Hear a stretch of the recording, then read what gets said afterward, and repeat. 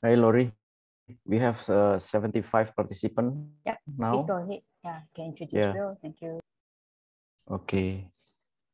Oke, Bapak Ibu sekalian, mungkin kita mulai sekarang kali ya, karena saya lihat pesertanya juga udah cukup banyak dan terus nambah.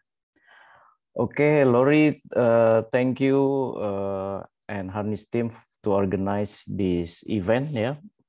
Selamat pagi Bapak Ibu sekalian. Terima kasih di tengah kesibukan menyempatkan hadir ke event kita ini ya. Perkenalkan, nama saya Tommy. Saya bertanggung jawab terhadap perkembangan atau bisnis security tenable di Indonesia ya, di Jakarta.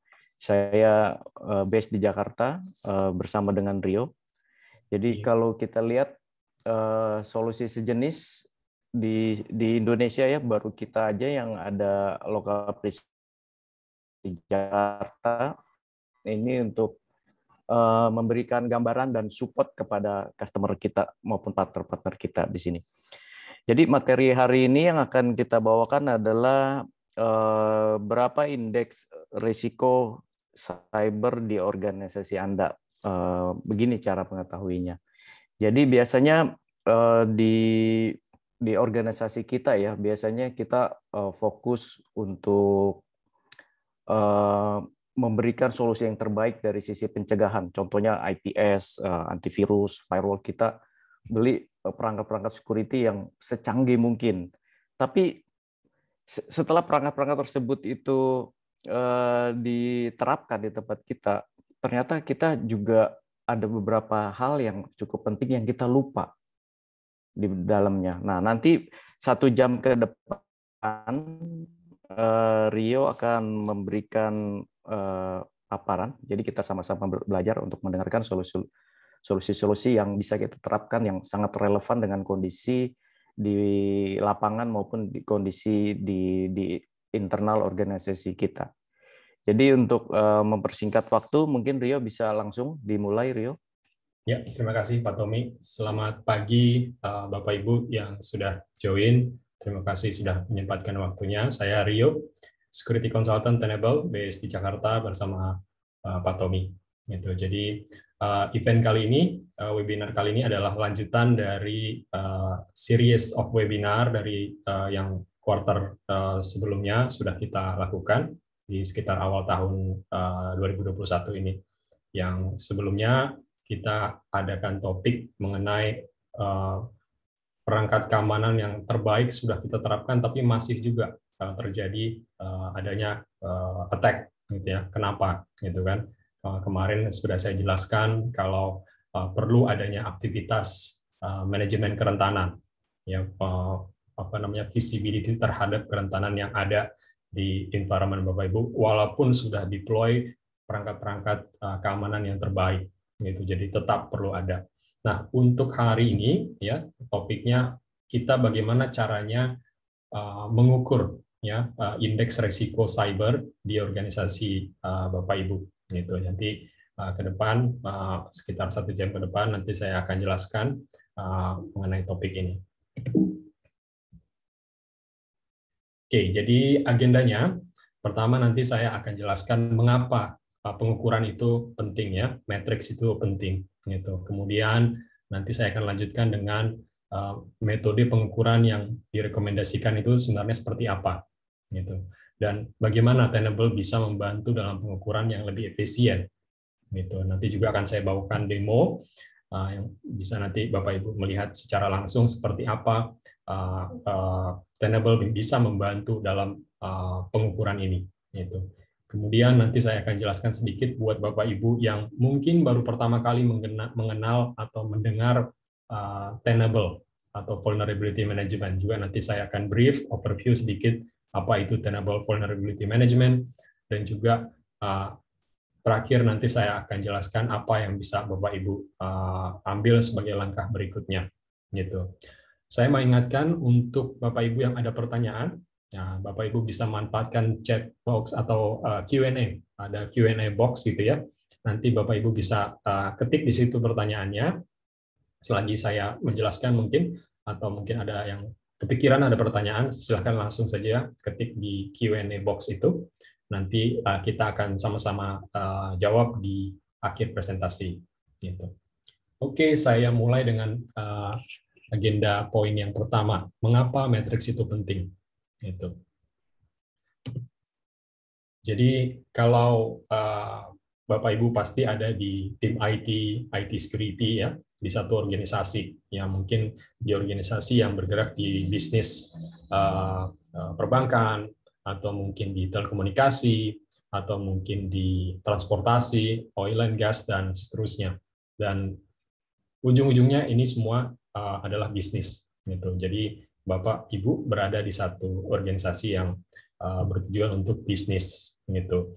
Nah, kalau kita bicara bisnis, berarti kan tim itu atau organisasi itu di-manage oleh top manajemen. Ya, top manajemen itu mengerti atau berbicara dengan bahasa yang bisnis tentunya. Untuk kita bisa menjelaskan seperti apa cyber risk yang ada di organisasi kita harus bisa menjelaskan dengan tentunya bahasa yang dimengerti oleh mereka, top manajemen itu. Ya, itu bahasa yang kaitannya dengan matriks ya, pengukuran gitu. Jadi karena top manajemen itu selalu menggunakan matriks ya untuk mengukur keberhasilan atau kesuksesan bisnis yang ada di organisasi Bapak Ibu gitu. Jadi kalau ini ada satu artikel dari World Economic Forum ya yang menjelaskan kalau successful leaders itu menikmati satu tools yang bisa mereka pahami dalam mengerti kondisi cyber yang ada di organisasi mereka gitu. Jadi lebih efektif kalau mereka bisa mengerti secara non teknis ya seperti apa kondisi cyber risk yang ada di organisasi Bapak Ibu gitu. Nah, kalau kita lihat ini ada satu hasil riset dari Ponemon Institute ya. Banyaknya vulnerability yang ada di global saat ini, rupanya setengah dari vulnerability atau common vulnerability itu yang dipakai untuk attack, itu sebenarnya umurnya sudah lebih dari setahun. Itu sebenarnya kerentanan itu sudah dipublish dan sudah ada kerentanan itu lebih dari setahun. Gitu. Dan rupanya 60% dari attack itu ya menggunakan vulnerability yang patch-nya itu sudah ada available. Tinggal kita perlu untuk melakukan vulnerability assessment untuk mempunyai satu visibility terhadap vulnerability dan kemudian juga melakukan aktivitas patching-nya, remediasi. Gitu. Jadi sebenarnya vulnerability itu sudah ada, sudah dipublish dan si vendor software yang kita pakai itu sebenarnya sudah mengeluarkan informasi adanya vulnerability itu. Tinggal kita perlu adanya aktivitas untuk mencari apa saja kerentanan yang ada di environment kita dan juga melakukan tentunya remediasi perbaikan dari vulnerability itu untuk mencegah adanya attack. Gitu. Kalau Bapak Ibu yang sudah pernah melakukan vulnerability assessment ya, biasanya menggunakan tool seperti Nessus gitu ya, hasilnya ya akan banyak sekali ya berupa list kerentanan-kerentanan yang ditemukan dan juga informasi severity level di masing-masing kerentanan tersebut gitu. Dan kalau mungkin itu cuma satu host saja, itu mungkin sekitar 45 vulnerability yang ditemukan. Gitu. Bagaimana kalau ini sekitar 100 host saja, ya 100 PC atau server gitu ya, mungkin sudah sekitar 4.500 vulnerability yang ditemukan. Wah, sulit sekali kita kalau mau menjelaskan ya ke top management seperti apa kondisi cyber risk kita saat ini. Gitu. Nggak mungkin kita jelaskan, kita temukan ada 251 yang critical atau 300 high dan seterusnya. Gitu. Kita kalau mau menjelaskan ke top management tentunya dengan bahasa yang mereka mengerti, ya, bahasa yang matrix yang mereka pahami gitu ya. Dan juga tentunya berkaitan dengan kondisi kerentanan yang ada sekarang ini di organisasi kita sekarang. Gitu. Nah, mungkin kalau juga sudah pernah melakukan vulnerability assessment sebelumnya, biasanya dimulai dengan aktivitas scanning, ya.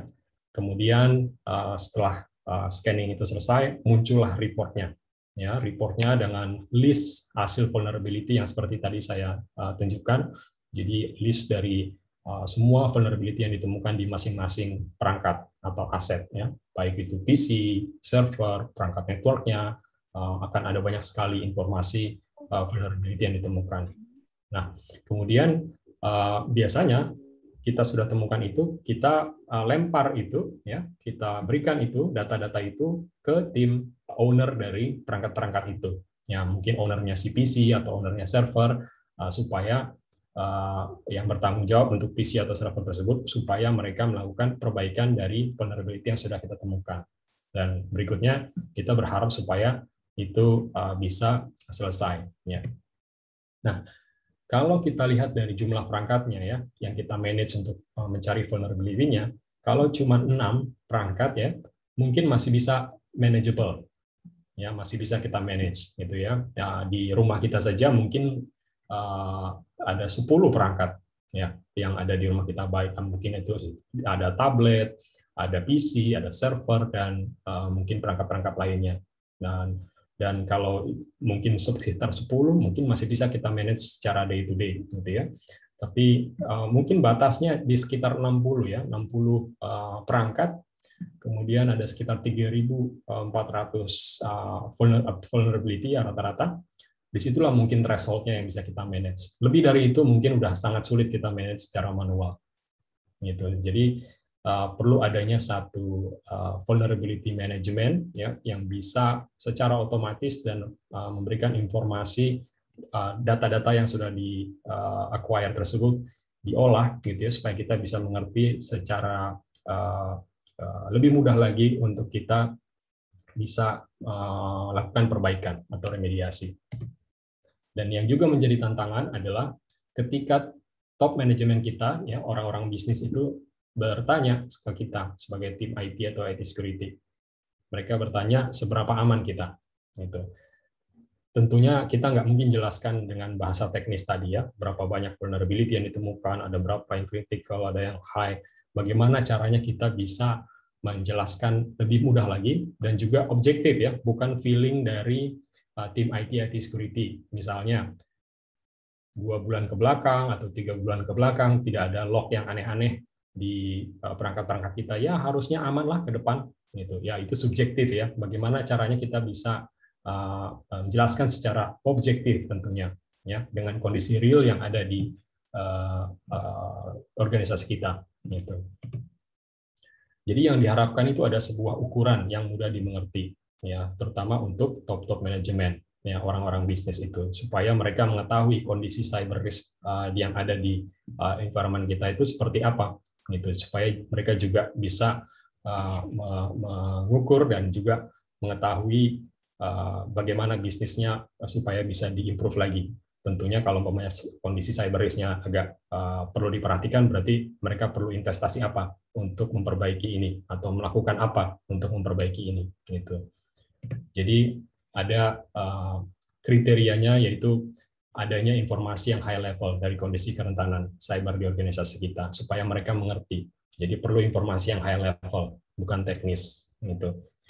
Kemudian yang kedua, kriterianya adanya aktivitas vulnerability management yang terukur performance-nya. Jadi aktivitas vulnerability management-nya itu kita bisa mengukur apakah kita sudah cukup baik atau masih kurang, atau seperti apa kondisi performance kita dalam melakukan vulnerability management sekarang. Itu. Kriteria yang ketiga, adanya skor yang objektif, ya, dari kondisi real yang ada di organisasi kita, dari perangkat-perangkat yang ada di organisasi kita. Jadi bukan subjektif, tapi objektif. Gitu. Kemudian kriteria yang keempat, kita dapat mengidentifikasi atau mengetahui area spesifik yang memang perlu kita fokuskan. Gitu. Jadi kita tahu bisnis unit mana, atau mungkin aset tipe yang mana, lokasi yang mana, aset yang ada di lokasi area mana, yang perlu kita fokuskan untuk remediasi. Gitu.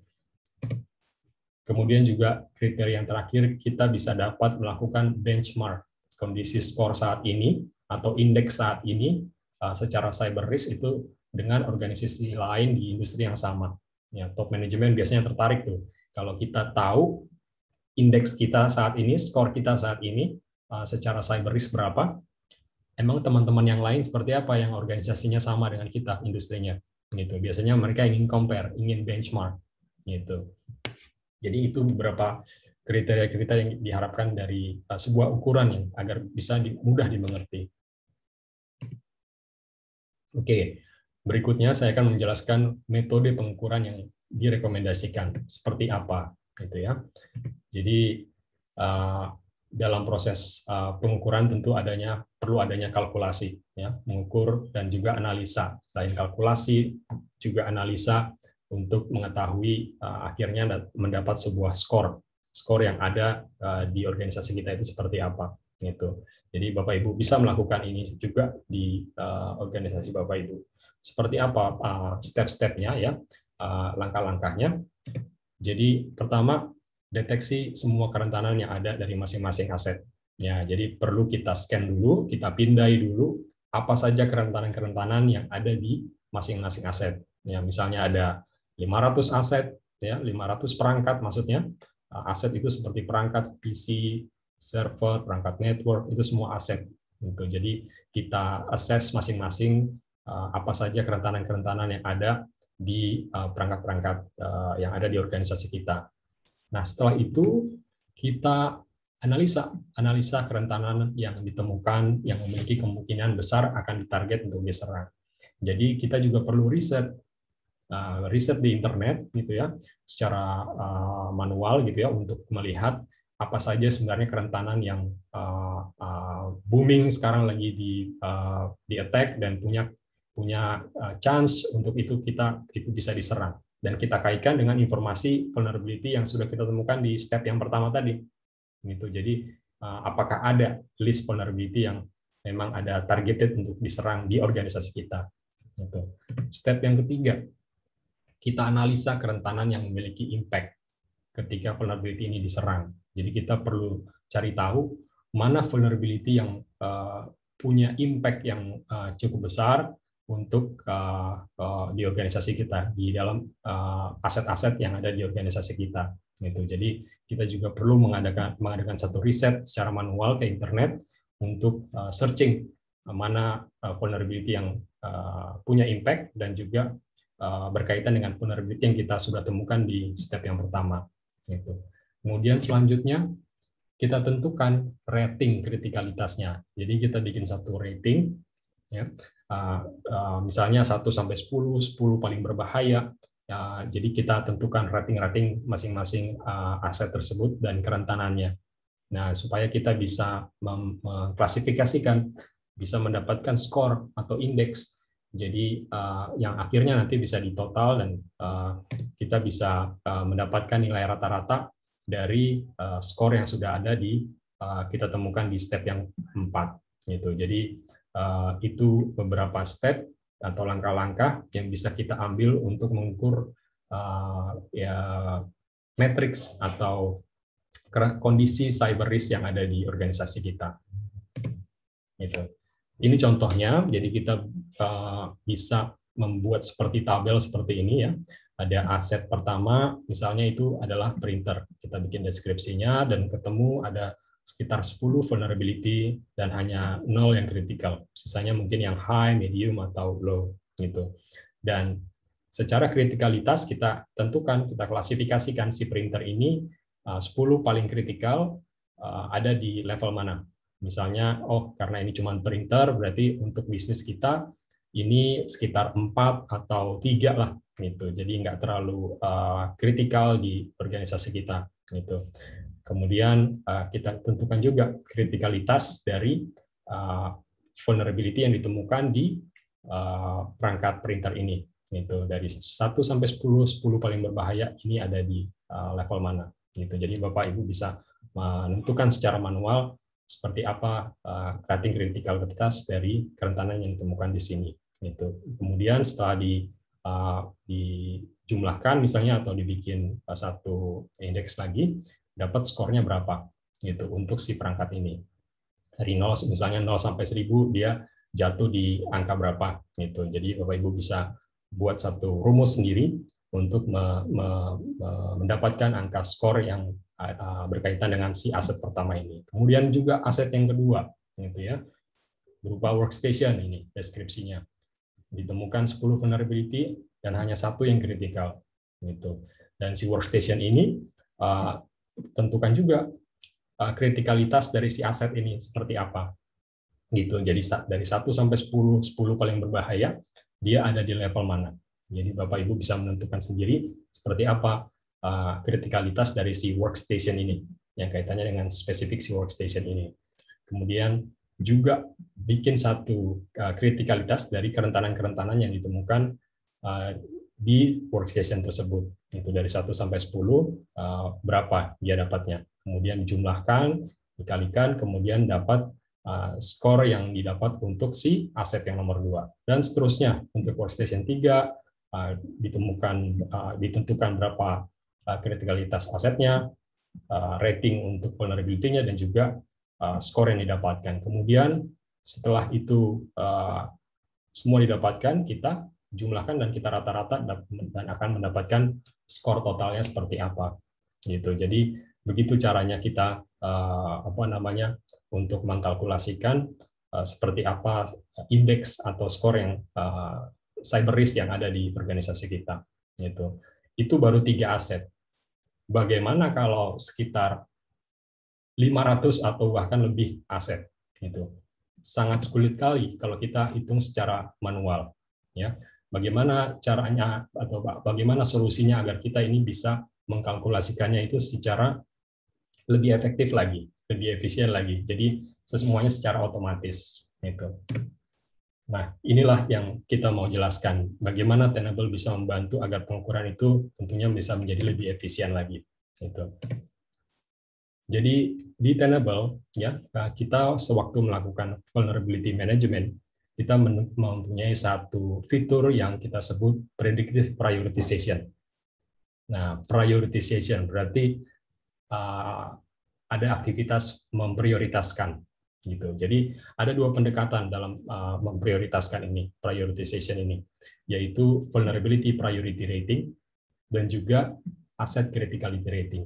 Apa itu vulnerability priority rating atau VPR? Ya, jadi VPR ini kita berikan informasi mana vulnerability yang benar-benar perlu diperhatikan saat ini. Gitu. Dari rating 1 sampai 10 paling berbahaya misalnya, mana vulnerability yang benar-benar perlu diperbaiki saat ini terlebih dahulu. Saat ini, misalnya April 2000 atau Mei 2021. Gitu. Karena kita tahu vulnerability itu punya severity level. Dan severity level ini yang dikeluarkan oleh National Vulnerability Database itu sifatnya statis. Gitu. Jadi ketika dia di-publish itu medium, itu akan selalu medium. Dan bisa saja itu yang menjadi sekarang celah attack, ya, untuk attacker bisa mengganggu bisnis kita. Gitu. Jadi perlu adanya informasi mana sebenarnya vulnerability yang sedang hot sekali di attack, ya. Walaupun levelnya medium, kita perlu tahu rating yang sekarang ini yang perlu diperhatikan itu yang mana. Gitu. Jadi kita berikan rating untuk vulnerability sebagai informasi tambahan dari severity level. Dan VPR ini sifatnya dinamis. Gitu, nggak statik. Jadi bisa saja nanti ada vulnerability yang severity levelnya medium, tapi kritikal atau VPR-nya itu bisa tinggi sekarang, atau mungkin nanti di bulan depan dia bisa berubah. Gitu. Jadi sifatnya dinamis. Jadi memberikan informasi mana vulnerability yang perlu diprioritaskan dulu supaya kita lebih efisien dalam melakukan remediasi atau perbaikan. Gitu. Kemudian ada pendekatan yang kedua yaitu Asset Criticality Rating, ACR. Jadi kita berikan informasi rating juga di tiap-tiap aset yang sudah kita scan. Gitu. Jadi ketika kita melakukan scan, kita tahu aset mana yang paling penting untuk diperbaiki. Dari mana informasi itu? Dari informasi aplikasi yang diinstal di perangkat tersebut. Gitu. Jadi misalnya ada satu perangkat yang diinstal dengan Microsoft Exchange, which is itu email server ya, atau ada yang diinstal dengan Oracle, berarti itu database server. Itu secara criticality tinggi dibandingkan dengan workstation yang hanya diinstal Paintbrush atau Microsoft Word misalnya. Nggak ada aplikasi lain yang kritikal. Gitu. Jadi kita tahu mana aset yang perlu kita duluankan dulu nih secara criticality untuk kita duluankan dalam perbaikan, sehingga kita lebih efisien dalam melakukan remediasi atau perbaikan. Efisien secara waktu dan juga manpower, tenaganya. Itu. Jadi untuk kita bisa mendapatkan scoring tadi, ya kita kalkulasikan informasi VPR, kita combine dengan informasi ACR, dan akan mendapatkan cyber exposure score-nya. Jadi kita bisa melihat indeks kerentanannya kira-kira seperti apa di organisasi kita. Dan ini semuanya tidak perlu lagi manual ya, melakukan riset ke internet mana vulnerability yang sekarang sedang booming di attack, dan juga mengklasifikasikan secara manual criticality level dari sebuah aset. Gitu. Jadi semuanya sudah otomatis, dan juga kalkulasinya juga sudah otomatis. Gitu. Nah, seperti ini kira-kira tampilannya. Jadi Tenable Lumin ini namanya Tenable Lumin. Jadi Tenable Lumin ini bisa memberikan high level information seperti apa kondisi cyber risk yang ada di organisasi kita. Gitu. Jadi Tenable Lumin ini bisa memberikan otomatisasi dalam kalkulasi, dalam penghitungan ya. Tidak perlu lagi kita mengkalkulate secara manual, dan kita tidak perlu lagi riset juga ke internet secara manual, apalagi kalau perangkat yang kita manage itu cukup banyak. Gitu. Jadi calculating-nya juga sudah secara otomatis, dan ini memudahkan kita dalam mengkomunikasikan ke top management seperti apa kondisi cyber risk kita saat ini di organisasi kita, gitu, agar mereka mengerti dan bisa mengambil langkah yang terbaik. Kemudian juga biasanya top management ingin compare. Nah, jadi Tenable Lumin ini bisa memberikan informasi benchmark ya untuk kita compare dengan organisasi lain yang bidang usahanya sejenis dengan kita. Gitu. Nah, ini tampilan lebih jelasnya. Nanti saya akan ada demo. Jadi kita bisa melihat cyber risk kita secara overall seperti apa, dan juga bisa melihat trendingnya di cyber risk ini dari waktu ke waktu seperti apa, dan juga bisa melihat maturity-nya, maturity level dari sisi assessment-nya, dan maturity level dari sisi remediasinya, dan bisa melihat apa yang perlu dilakukan untuk mengecilkan angka cyber exposure score ini. Gitu. Dan untuk kita perlu, kalau ada ingin mengetahui secara lebih dalam lagi, drill down ke konteks yang lebih spesifik, kita bisa misalnya mau tahu cyber exposure score ini untuk di area lokasi di Surabaya, misalnya perangkat-perangkat yang di cabang Surabaya, itu cyber exposure score-nya seperti apa. Atau kita mau lihat overall dari perangkat-perangkat yang menggunakan operating system Linux, itu cyber exposure-nya skornya seperti apa, atau yang Microsoft itu cyber exposure skornya seperti apa, atau drill down hanya untuk business unit finance misalnya, atau accounting dan seterusnya. Jadi kita bisa melihat kontribusi dari cyber exposure score yang nanti akan berkontribusi ke overall cyber exposure score-nya. Gitu. Jadi kita bisa melihat secara lebih spesifik lagi, drill down ke business unit yang mau kita lihat. Gitu. Oke, jadi sekarang saya akan melakukan demo ya untuk menunjukkan seperti apa tampilannya, dan juga di demo ini saya informasikan ini sebuah organisasi ya, kita capture dari sebuah organisasi yang bergerak di industri atau di bidang usaha public service gitu. Oke, sebentar saya mau share screen untuk itu.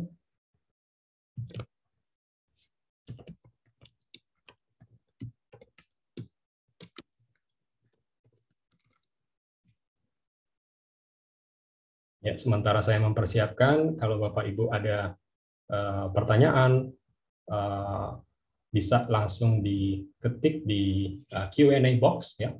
Nanti kita akan sama-sama jawab ya. Setelah saya login ya ke dashboard dari Vulnerability Management Platform ya, Tenable.io, kita bisa melihat seperti apa banyaknya vulnerability yang ditemukan. Ya, ada sekitar, misalnya di sini ada 39.000 vulnerability yang ditemukan dari sekitar 800 perangkat yang kita manage gitu. Dan kita bisa lihat secara VPR rating antara 10 sampai 9 ada sekitar 2.600 gitu. Sekitar untuk yang medium ada sekitar 5.100 atau 21.000 untuk medium, yang 5.100 untuk yang high gitu. Dan kita bisa lihat informasi lebih detailnya di sini. Dan kita bisa lihat juga lebih detail lagi untuk vulnerabilities-nya. Apa saja vulnerabilities yang sudah ditemukan misalnya. Jadi, oh iya, rupanya ini vulnerability yang sudah ditemukan. Ya, kalau Bapak Ibu pernah melakukan scan Nessus sebelumnya, mirip tampilannya seperti ini. Jadi ada list vulnerability ya, dan severity level di masing-masing vulnerability yang sudah ditemukan di organisasi kita. Gitu. Dan ini ada sekitar 39.000 vulnerability yang ditemukan, gitu ya. Bagaimana caranya kita bisa mengetahui mana duluan nih yang perlu kita perbaiki atau remediasi, ya. Nah, di Tenable.io atau di Tenable SC kita ada informasi VPR yang tadi saya jelaskan, itu Vulnerability Priority Rating, ya. Jadi rating yang memberikan informasi yang membantu nanti untuk memprioritaskan mana kerentanan yang perlu kita perbaiki terlebih dahulu. Nah, di sini bisa kita lihat ada kerentanan yang secara skor ratingnya itu 5,9. Dia severity levelnya critical padahal. Tapi ada juga yang tinggi, misalnya ini 8,9. Sama-sama critical. Oh, berarti secara criticality level ini yang lebih penting untuk kita remediasi secepatnya. Karena bisa saja ini informasinya lebih menjelaskan kalau dia punya exploit dibandingkan dia, gitu. Jadi kita tahu atau kita bisa sort berdasarkan VPR-nya. Oh, rupanya ada yang sampai 10 bahkan 10 paling tinggi. Berarti kita bisa memprioritaskan vulnerability ini yang perlu kita perbaiki secara cepatnya. Dan ini padahal severity levelnya high. Dan ini juga critical, tapi sama-sama 10. Berarti inilah semua yang perlu kita perbaiki secepatnya. Itu dari sisi vulnerability. Kemudian dari sisi aset, nah kita di sini juga bisa melihat dari 800 aset yang sudah kita assess, ya, kita sudah scan, kita bisa melihat seperti ini. Di sini ada perangkat-perangkat yang secara aset criticality rating ya itu 8. Kemudian ada juga aset yang secara criticality ratingnya rendah, hanya 3 gitu. Nah, dari mana kita bisa mengklasifikasikan ini? Jadi kita sewaktu melakukan scan, kita bisa melihat aplikasi yang running di perangkat tersebut. Jadi ketika kita temukan aplikasi yang secara criticality itu penting, seperti contohnya database atau email server atau web server, itu secara criticality rating dibandingkan tinggi ya dibandingkan dengan perangkat-perangkat lain yang tidak memiliki service-service yang penting gitu. Jadi ini membantu nanti menginformasikan mana sebenarnya perangkat yang perlu kita prioritaskan terlebih dahulu. Nah, seperti ini kita bisa sort berdasarkan ACR-nya. Oke, inilah perangkat yang perlu kita secepatnya untuk perbaiki dulu karena ada aplikasi penting yang running di dalamnya gitu. Nah, itu dari sisi aset. Nah, bagaimana caranya kita bisa menjelaskan ini semua ke top manajemen? Ya, kita sudah tahu vulnerability mana yang perlu diprioritaskan, aset mana yang perlu kita duluankan untuk perbaiki. Tapi nggak mungkin kalau mereka tanya seberapa aman kita jelaskan dengan seperti ini. Mereka nggak ngerti karena ini semua bahasanya teknis sekali ya. Nah, disinilah kita perlu adanya satu informasi yang bisa dari hasil kalkulasi real yang ada di organisasi kita ya, dari vulnerability yang kita sudah temukan di sini, dipresentasikan menjadi sebuah dashboard ya, dashboard yang bisa menjelaskan kondisi cyber risk kita ini seperti apa, sehingga top manajemen bisa lebih mudah mengerti. Nah, untuk itu kita punya Tenable Lumin. Nah,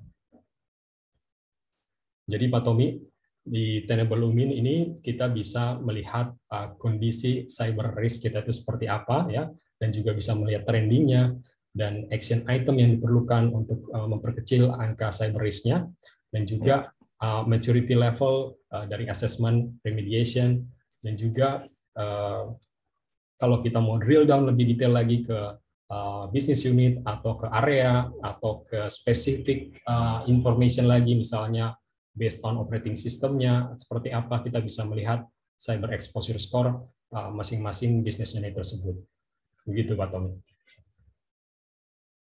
Oke,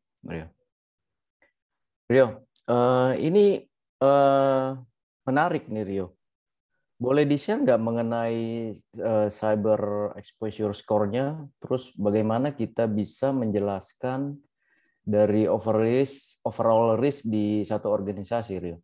Oke, jadi kalau kita mau menjelaskan risk ya di organisasi kita ke top management, kita bisa mempresentasikannya dari cyber exposure score yang sudah kita dapatkan di sini. Gitu. Jadi di sini kalau kita hover di sini, kita bisa lihat klasifikasi dari cyber exposure score ini. Ada yang low, medium, dan high. Gitu. Dan ini semua tentunya berdasarkan vulnerability yang ada di environment kita, yang dikaitkan dengan vulnerability yang ada di environment kita, dan juga aset yang ada di environment kita. Jadi semakin banyak aset yang criticality levelnya tinggi dan vulnerability levelnya juga tinggi secara PPR-nya, maka ini akan contribute ke angka si cyber exposure score ini. Dan itu tentunya akan berkaitan dengan risiko yang ada di environment kita. Jadi kalau kita biarkan itu tidak kita perbaiki, maka angka skornya juga akan meninggi. Gitu. Jadi kita lihat contohnya di perusahaan ini perusahaannya dapat sekitar 602 skornya. Dari 0 sampai 1000 paling beresiko paling tinggi, dia dapat skor hari ini, dari scan yang terakhir sudah dilakukan, itu 602. Dan jatuh di level medium risk. Gitu. Dan ini sudah turun 9 digit. Nah, turun berarti baik ya, makin kecil makin baik. Ini turun 9 digit di 14 hari terakhir. Nah, biasanya top management juga ingin compare dengan perusahaan lain yang bidang usahanya sama.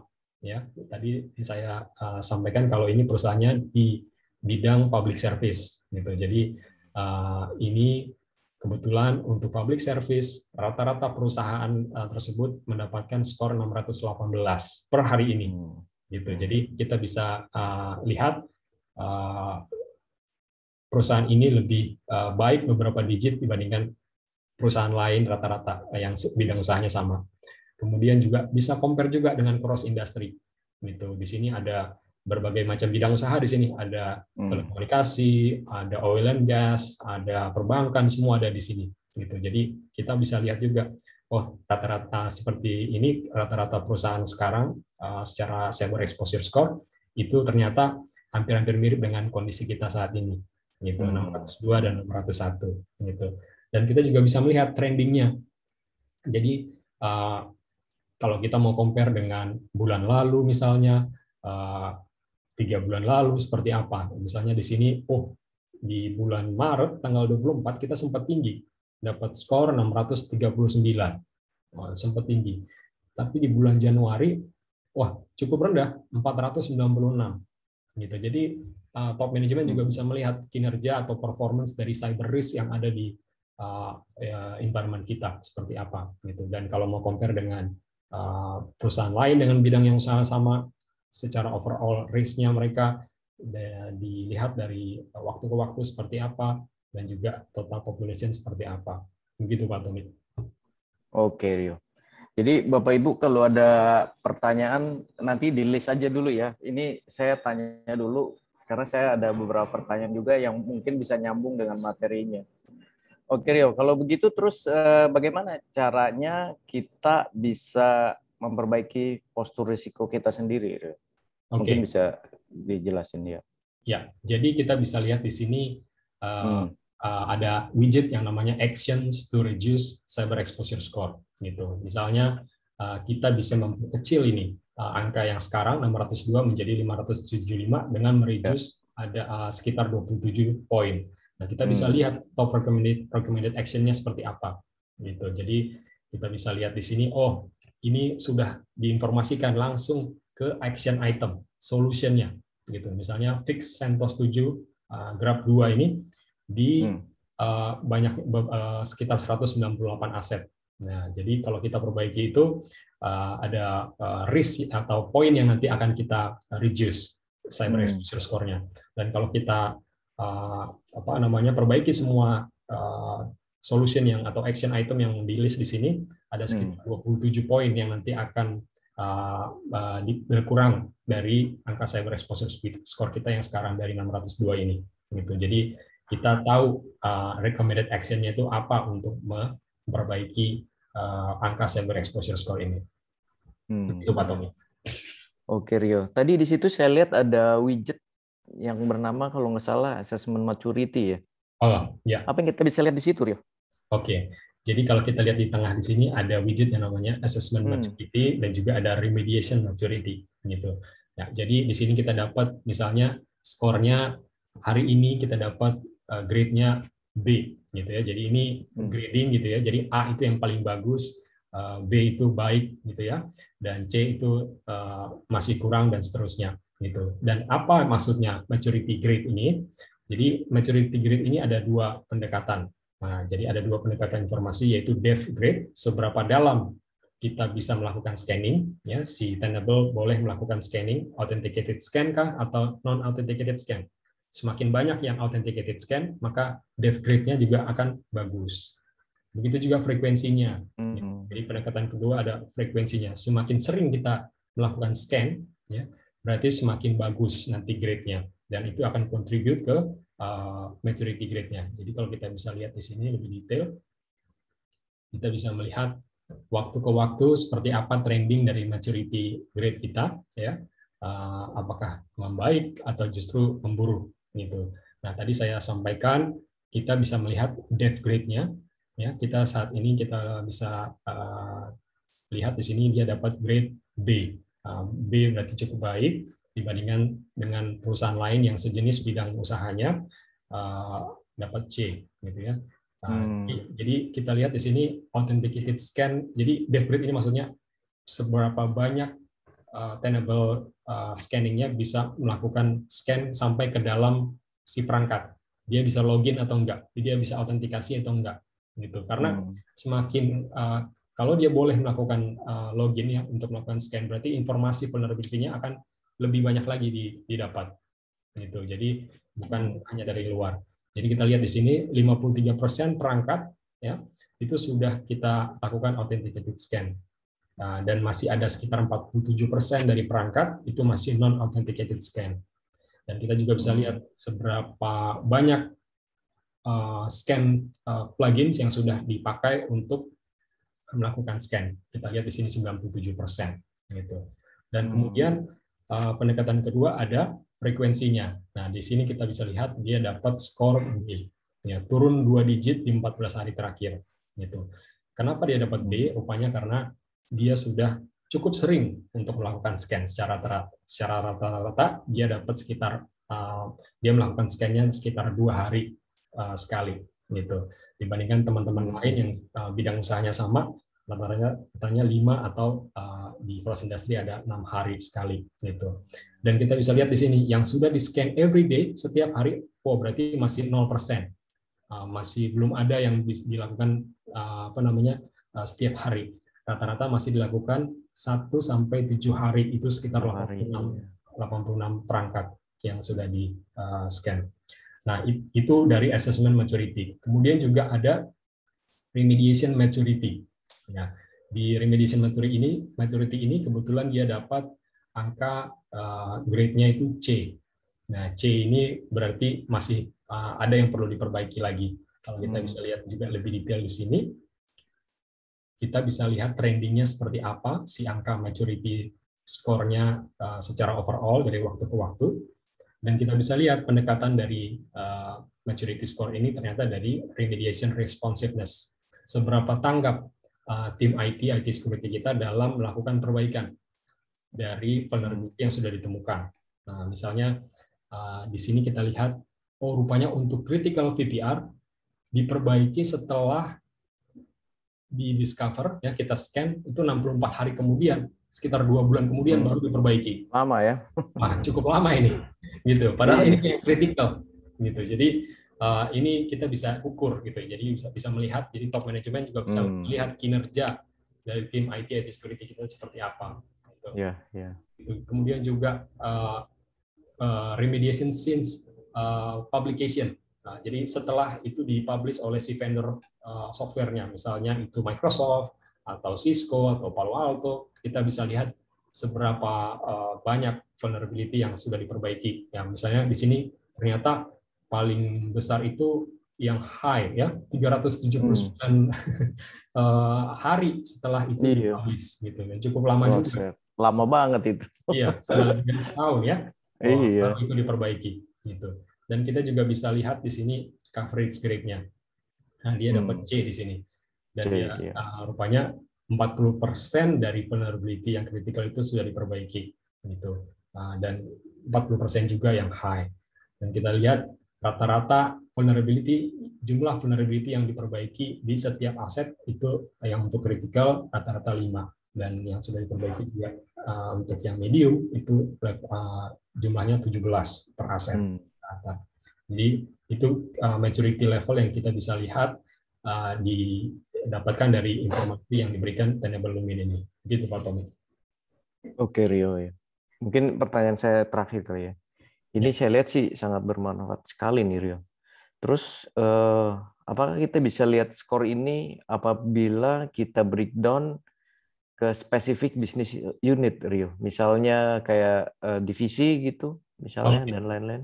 Betul, betul Pak. Jadi biasanya ada kebutuhan untuk melihat skor ini ya di spesifik bisnis unit gitu ya. Ini kan ada angka rata-rata dari skor yang ada di overall organisasi kita. Gitu. Kita mau lihat per drill down ya, mau per bisnis unit atau per lokasi misalnya, kita bisa lihat. Kita tinggal scroll ke bawah di sini.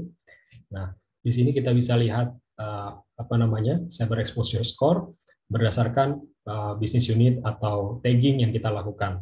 Gitu. Jadi overall CES-nya, cyber exposure score-nya kita lihat 602, untuk perangkat-perangkat yang lokasinya di Asia itu 613.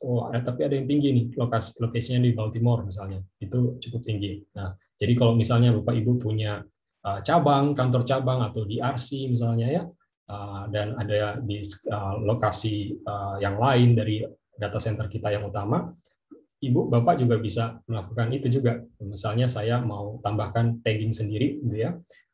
Location-nya saya mau tambah jadi kita punya location di Surabaya misalnya. Ya, jadi kita bisa lihat aset-aset atau perangkat-perangkat yang di Surabaya itu berapa cyber exposure score-nya di sana. Nah, kita bisa lihat, wah cukup tinggi. Inilah nanti yang contribute ke total overall score cyber exposure score kita. Jadi kita perlu perhatikan ini secara criticality-nya udah high ini si location aset-aset yang ada di location Surabaya. Kita juga bisa drill down, kita bisa lihat seperti apa kondisi di sana. Rupanya authenticated scan di sana sudah cukup bagus ya, 75%, yang 25% itu dari agent. Secara frekuensi scan-nya di sana di Surabaya, perangkat-perangkatnya sudah di-scan cukup sering ya. Rekomendasi kita best practice itu seminggu sekali untuk melakukan scan. Gitu. Jadi ini sudah cukup bagus. Ini hanya berarti perlu diperbaiki. Jadi vulnerability-nya itu sudah ada ditemukan, tapi belum diperbaiki. Jadi masih menganga, masih bolong aja di sana. Jadi belum diperbaiki. Jadi perlu kita berikan rekomendasi untuk owner-owner perangkat-perangkat yang ada di Surabaya untuk cepat-cepat memperbaiki di sana supaya angka cyber exposure score-nya ini bisa mengecil gitu. Jadi kita bisa nanti memperkecil angka total overall cyber exposure score kita secara organisasi. Jadi begitu Pak Tommy yang bisa kita share untuk demo kali ini. Jadi ini memberikan bermanfaat sekali untuk Bapak Ibu yang ingin mengetahui kondisi cyber risk di organisasi kita itu seperti apa secara high level gitu. Jadi tidak teknis dan juga top management bisa lebih mengerti kondisi cyber risk yang ada di organisasinya. Gitu. Oke Rio, thank you Rio. Ini saya lihat udah ada 31 pertanyaan nih Rio. Mungkin bisa bantu jawab satu persatu Rio. Mungkin saya akan ada slide lagi yang nanti Oh saya masih ada ya? Oke. ya. Nanti setelah itu boleh kita lanjutkan. Oke. Oke, saya lanjutkan dulu. Oke, jadi topik yang berikutnya yaitu Tenable Vulnerability Management. Ya, jadi ini mau menjelaskan kepada Bapak Ibu yang mungkin baru pertama kali mendengar apa itu Tenable dan baru join pertama kali di series of webinar kita ini. Saya akan mau menjelaskan. Jadi Tenable itu membantu Bapak Ibu untuk mengetahui kerentanan. Ya, apa saja kerentanan-kerentanan di organisasi Bapak Ibu yang perlu diperhatikan di perangkat-perangkat IT dan juga operational teknologinya juga gitu. Jadi kalau Bapak Ibu pernah mendengar software yang namanya Nessus ya, yang biasa dipakai untuk vulnerability assessment tool, itu produk kita, Nessus. Jadi kita kembangkan si Nessus ini dari vulnerability assessment tool menjadi sebuah vulnerability management platform. Ya, jadi si vulnerability management platform ini kita tambahkan juga beberapa capability-nya di situ untuk assessment terhadap modern aset. Kemudian juga kita tambahkan informasi vulnerability priority rating dan asset criticality rating. Nah, jadi ini membantu Bapak Ibu lebih mudah lagi dalam melakukan remediasi sehingga lebih efisien secara waktu dan juga efisien dari sisi manpower-nya. Gitu. Karena kita tahu penambahan perangkat dengan penambahan staff yang ada di IT security itu nggak sebanding ya. Biasanya penambahan perangkat virtual machine misalnya atau perangkat-perangkat server itu cepat sekali bertambahnya, tapi manpower atau staff security-nya segitu-segitu aja. Jadi perlu caranya bagaimana kita bisa lebih efisien lagi dalam melakukan manajemen vulnerability dan perbaikannya. Jadi di Tenable kita ada beberapa product name-nya, jadi ada tingkatan-tingkatannya. Jadi yang paling bawah itu ada Nessus ya, Nessus Network Monitor dan Operational Technology dan juga Container Security untuk assessment microservices ya, kontainer. Kemudian juga untuk assessment terhadap aplikasi web kita juga punya, dan juga untuk sertifikasi PCI DSS juga kita punya. Jadi level yang paling bawah ini adalah data acquisition tool-nya. Kemudian level yang di tengah ini adalah untuk yang mengolah data yang sudah diakuisisi di bawahnya. Nah, kemudian di manage. Nah, jadi kita bisa melihat dalam bentuk dashboard. Ya, contohnya tadi yang saya tunjukkan ada Tenable IO dashboard yang kita bisa lihat vulnerability-nya dan juga informasi criticality level dari vulnerability dan juga si asetnya. Kemudian juga untuk yang on-premise kita punya Tenable SC yang untuk Bapak Ibu bisa manage vulnerability-nya itu secara on-premise data-datanya. Gitu. Kemudian yang di atasnya, nah inilah yang kita tadi saya presentasikan, saya demokan, itu Tenable Lumin. Nah, Lumin ini yang nanti membantu mengkalkulasi dan mengkomunikasikan lebih mudah lagi dalam bentuk dashboard, speedometer ke top management, dan kita juga bisa mengukur kondisi atau aktivitas vulnerability management kita yang sudah kita jalankan itu seperti apa baiknya. Gitu. Oke, mungkin Bapak Ibu juga penasaran di market saat ini kompetitornya siapa ini, Tenable ini, gitu ya.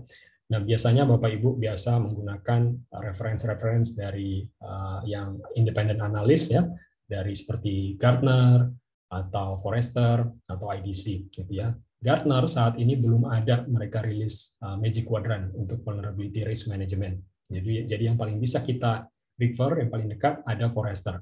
Nah, Forrester ini menempatkan kita leader di sini ya dibandingkan kompetitor kita seperti Rapid7, Qualys dan yang lainnya gitu. Jadi mereka menempatkan kita leader di sini karena setelah mereka riset dan kita baca hasil risetnya, mereka menempatkan kita leader karena produk kita yaitu predictive prioritization tadi ya, VPR dan ACR tadi itu sangat-sangat membantu customer dalam melakukan vulnerability manajemennya lebih efisien lagi. Gitu. Itu yang mereka nilai sebagai innovation breakthrough ya. Jadi dibandingkan dengan kompetitor kita yang lain. Kemudian ada independent analyst lagi yaitu IDC yang biasa kita refer untuk produk-produk IT ya. Mereka melakukan riset untuk market share di global untuk solusi vulnerability management seperti apa di global saat ini. Dan hasil riset mereka, kita itu paling besar dibandingkan kompetitor kita yang lain, ya, secara market share. Jadi ini menunjukkan kepercayaan global di industri IT ya, untuk customer-customer yang menggunakan vulnerability management, semua ke Tenable lebih besar gitu. Lalu apa sebenarnya manfaat dari solusi manajemen kerentanan dari Tenable ini? Ya, jadi dengan adanya prioritization tadi, kita tentunya lebih hemat waktu, ya, hemat tenaga dan tepat sasaran. Gitu. Jadi kita tahu vulnerability mana yang perlu kita perbaikan terlebih dahulu dan aset mana yang perlu kita duluankan untuk perbaikannya. Kemudian sangat mudah untuk mengukur postur risiko. Ya, tadi saya sudah menjelaskan Tenable Lumin. Dan Tenable Lumin dapat memberikan presentasi secara high level kondisi kerentanan cyber risk yang ada di organisasi kita seperti apa, sehingga kita tahu risikonya apa yang ada di organisasi kita lebih mudah. Manfaat yang ketiga, kita bisa melakukan audit menjadi lebih mudah. Jadi Tenable, selain dari kita bisa melihat kerentanan dari software atau firmware yang digunakan di perangkat-perangkat kita juga bisa melakukan audit gitu dari satu standar yang biasa dipakai, misalnya PCI DSS, ISO, NIST, CIS atau yang lainnya. Jadi kita bisa tahu kondisi kita, standing kita terhadap satu kepatuhan untuk konfigurasi perangkatnya seperti apa. Apakah sudah comply atau masih ada yang perlu diperbaiki. Kemudian visibility yang cukup lengkap ya. Dari bukan hanya perangkat-perangkat tradisional IT saja seperti server, virtual machine, dan PC, laptop misalnya, tapi juga ke modern aset seperti container, aplikasi web, dan juga ada operational technology. Gitu. Nah, jadi kalau kita bisa simpulkan, yang kita bicarakannya ini yaitu metode pengukuran cyber risk yang ada di organisasi kita lebih efisien seperti apa, dan tadi saya juga sudah demokan. Dan sebenarnya manfaatnya itu apa kalau kita bisa ambil? Dengan adanya matrix, dengan adanya pengukuran, kita tahu informasi high level dari kondisi kerentanan yang ada di organisasi kita. Jadi kita bisa lebih mudah untuk menjelaskan ke top management kita dengan lebih efisien lagi.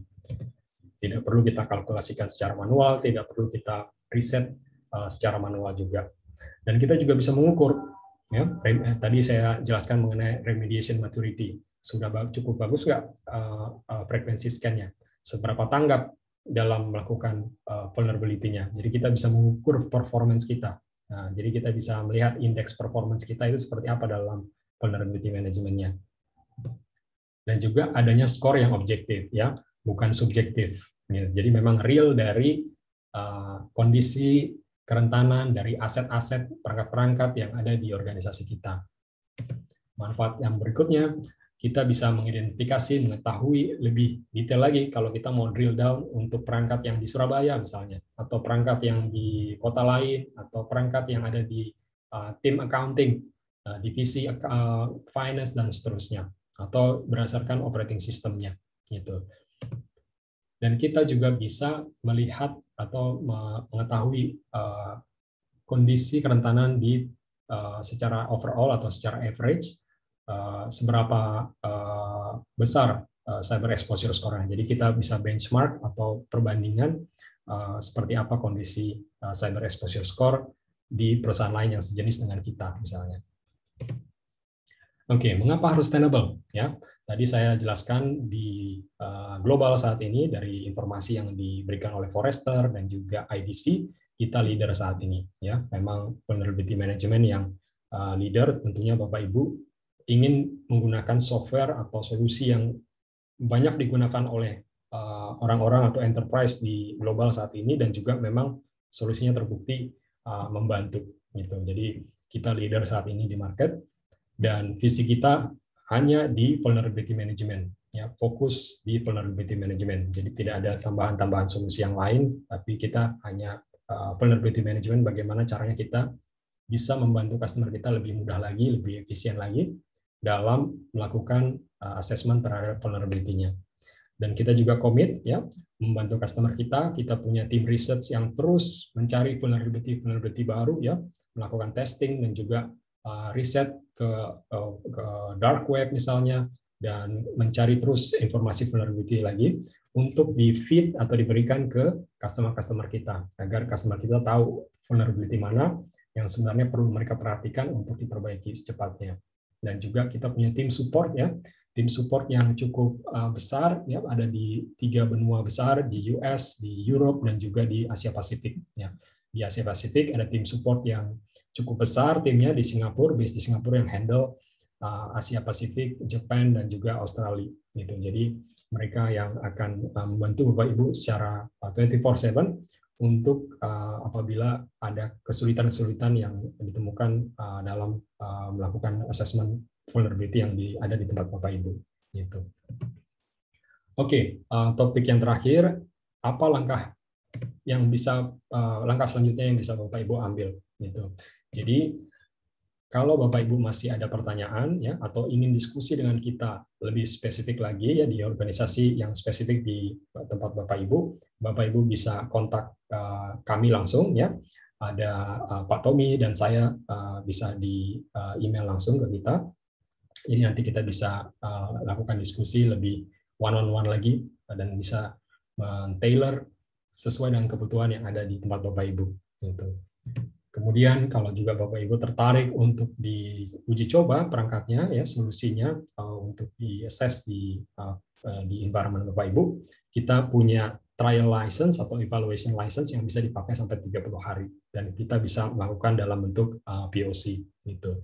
Jadi silakan diinformasikan ke kami kalau ada kebutuhan seperti itu.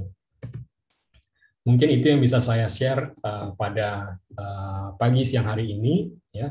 Jadi kalau Bapak Ibu masih ada pertanyaan, silahkan bisa kontak kami atau bisa saya akan bahas di Q&A, chat saja di Q&A, nanti saya akan coba lihat satu persatu pertanyaannya. Oke Pak Tommy, mungkin kita coba jawab pertanyaannya yang ada di Q&A. Oke, jadi kita lihat di sini ada Pak Alif. Apakah materi ini nanti akan di-share? Yes, nanti kami bisa share recordingnya dan juga presentasinya. Ada Pak Damon Panji. Apakah recordingnya nanti di-share? Ya, nanti akan kita share. Ada pertanyaan untuk melakukan VA secara periodik, baiknya berapa kali dalam setahun? Dan dengan melakukan VA, apakah bisa memastikan untuk mencegah masuknya ransom? Oke, ya jadi best practice ya, kita rekomendasikan untuk melakukan scanning itu seminggu sekali. Gitu. Kenapa seminggu sekali? Ya, bukan berapa tahun sekali, gitu ya. Seminggu sekali itu yang paling best practice karena setiap hari akan ada saja vulnerability yang baru. Gitu. Dan kita update ke customer kita vulnerability baru hampir setiap malam. Gitu. Jadi akan baik sekali kalau kita bisa melakukannya sesering mungkin, yaitu seminggu sekali. Kalau bisa sehari sekali kalau memang memungkinkan. Gitu. Jadi akan punya visibility yang lebih akurat terhadap vulnerability yang ada di environment kita dibandingkan dengan vulnerability yang ada di publish di global sana. Gitu. Dan tentunya bisa mencegah ransomware karena ransomware itu bisa masuk karena adanya dia memanfaatkan kerentanan yang menganga, berlubang di organisasi kita. Jadi kita harus tutup. Kita tahu, tapi sebelumnya kita harus tahu dulu sebelum kita tutup, emang ada lubangnya, gitu kan? Lubangnya di mana, gitu? Atau di mana kerentanannya? Itu. Jadi kita perlu tahu dulu, punya visibility terhadap kerentanannya, barulah kita bisa patching, kita tutup vulnerability-nya. Nah, gitu. Jadi untuk mencegah datangnya si malware-malware seperti ransomware. Ada pertanyaan dari Pak Andi, Pak Lantai, apakah ada acuan untuk mulai pengukuran perentanan, mulai di bagian mana di jaringan kita? Ya, jadi seperti saya jelaskan tadi di awal, Bapak bisa melakukan kalkulasi ya, boleh secara manual juga.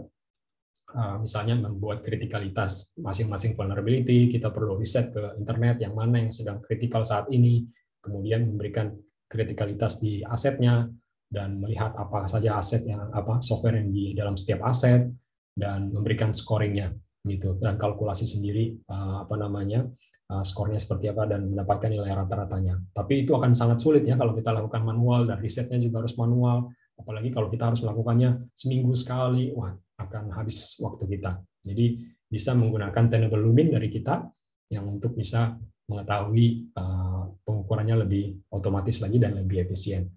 Dan mulai dari bagian mana di jaringan kita, mulai dari semuanya. Gitu. Kenapa semuanya?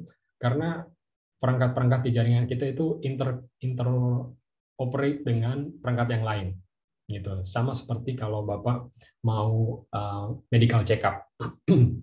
Medical check-up misalnya ke Prodia. Nggak mungkin Bapak medical check-up cuma tangannya aja. Gitu kan. Kita cek semuanya gitu ya, dari atas sampai bawah gitu ya, semuanya. Jadi karena apa? Karena semuanya itu interoperate, saling bekerja, saling membantu gitu ya. Perangkat PC ya itu bisa saja menyimpan data rahasia perusahaan. Jadi PC juga perlu kita akses. Kemudian perangkat network itu berkontribusi untuk menghubungkan antar perangkat. Kalau itu jatuh, down, tentunya bisnis bisa terganggu. Gitu. Jadi perangkat network juga penting. Apalagi servernya yang mengolah data, mengkalkulasi di situ, semua juga perlu kita perhatikan. Jadi kalau ditanya mulai dari mana, mulai dari semuanya. Gitu. Kemudian ada pertanyaan lagi, selamat siang, mohon tanya, semisal kita memiliki 2.000 aset atau lebih dalam satu kali scan, apakah kita juga perlu membuat label pengukuran yang sama atau ada cara lain yang bisa membantunya ya, gitu. Ya, Pak, Bu, kalau yang ini yang tadi bertanya, ya, jadi kalau kita bisa melakukan scan misalnya 2.000 aset, kita bisa langsung scan semuanya dalam sekali, bisa kita klasifikasikan secara manual, dan juga bisa kita dapatkan informasi secara otomatis untuk klasifikasinya. Gitu. Misalnya di Tenable SC, Bapak, Ibu bisa mengklasifikasikan, saya mau lihat dari yang 2.000 tadi, mana yang Windows, mana yang Linux, atau mana yang ada aplikasi running misalnya Microsoft Office. Gitu. Jadi bisa secara otomatis Bapak Ibu gather, kita tangkap dan klasifikasikan data-datanya. Gitu.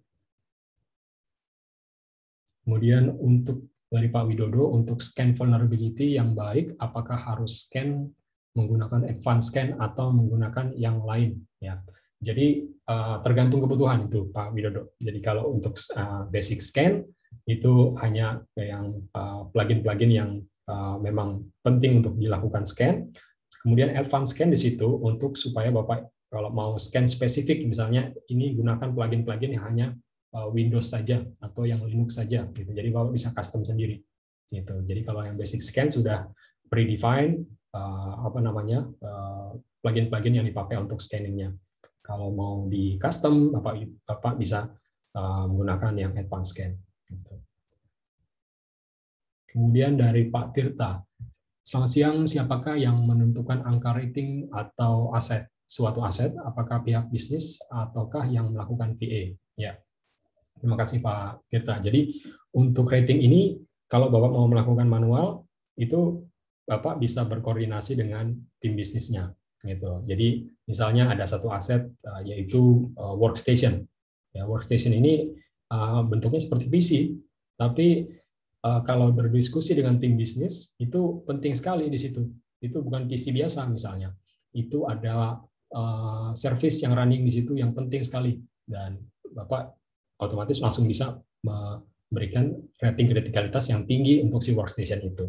Ya, jadi perlu ada diskusi dengan pihak bisnisnya yang berkaitan gitu. Nah, kalau menggunakan solusi kita ya Tenable, kita bisa melakukan scanning ya, misalnya untuk melihat rating kritikalitas dari sebuah aset, kita lihat dari software yang running di dalamnya. Jadi secara otomatis nanti diberikan rating. Tapi kalau Bapak mau mengcustom misalnya, dari yang rendah mau jadi tinggi, bisa juga. Jadi itu bisa di-custom juga. Gitu. Bapak bisa mengcustom angka rating yang sudah ditemukan. Ya, ada pertanyaan lagi, bagaimana cara menentukan ACR? Ya, jadi seperti yang tadi saya jelaskan dari software yang sudah kita lakukan scan. Jadi sewaktu kita melakukan scan ke dalam satu perangkat, misalnya server, kita melihat software yang ada di dalamnya, dan kalau kita menemukan software-software yang kritikal, maka aset itu kita klasifikasikan berarti dia kritikal. gitu, dari software yang ada di dalam aset tersebut. Selamat siang dari Pak Dimas, mau tanya untuk keperluan fitur compare tadi, apakah nanti ada vulnerability score organisasi kita juga akan dikirim ke Tenable dan apa saja yang dikirimkan? Oke, baik, terima kasih Pak Dimas. Jadi kalau kita mau benchmark tadi, angka yang average cyber exposure score yang per industri atau yang total population tadi, itu datanya kita nggak dikirimkan nama perusahaan kita ke sana. Memang itu angka itu akan dikirimkan ke Tenable, tapi sudah kita anonymize gitu. Kita hanya ambil datanya yaitu industrinya apa gitu. Jadi misalnya Bapak ada di industri oil and gas, jadi kita hanya ambil organisasi oil and gas-nya, nggak kita tampilkan lagi, nggak kita anonymize informasi perusahaan, nama perusahaannya gitu. Jadi cukup aman dan tidak akan kita publish nama perusahaannya apa. Kemudian Pak Yoni, apakah Tenable menggunakan acuan framework NIST atau lainnya? Ya Pak Yoni. Jadi kita juga menggunakan beberapa banyak acuan termasuk NIST atau Center for Internet Security, CIS, dan juga yang lainnya. Atau juga kita menggunakan compliance standar dari ISO, juga ada beberapa yang kita gunakan. Ya, dari Bu Dwi Ana, apakah tidak cukup bila kita sudah secara disiplin melakukan patching karena masih memerlukan vulnerability management ini? Ya, Bu Dwi Ana. Jadi patching itu seperti kita kalau saya analogikan itu makan ya. Memang sudah waktunya kita makan karena kita sudah lapar gitu ya. Nah, tapi apa sudah hygiene? Apa sudah yang paling baik ya?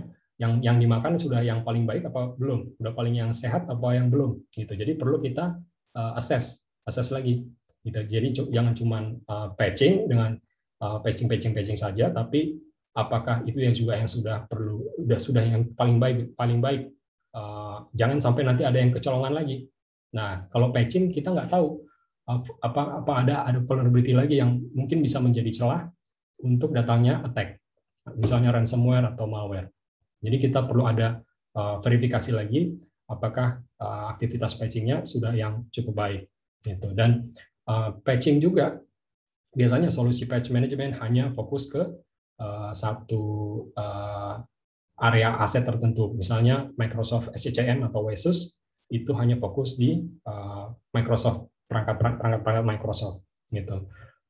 Sedangkan perangkat-perangkat yang lain seperti Linux, si Microsoft SCCM-nya atau WSUS nggak punya visibility ke sana. Gitu. Jadi perlu ada perangkat atau solusi yang bisa melihat vulnerability di cross-platform, baik itu di perangkat Microsoft-nya, perangkat Linux-nya, perangkat network-nya, bahkan sampai ke perangkat firewall-nya. Gitu. Jadi melihat lagi, checking lagi, apakah ada celah lagi untuk kerentanan itu masih bisa datang, untuk attack itu masih bisa datang. Gitu.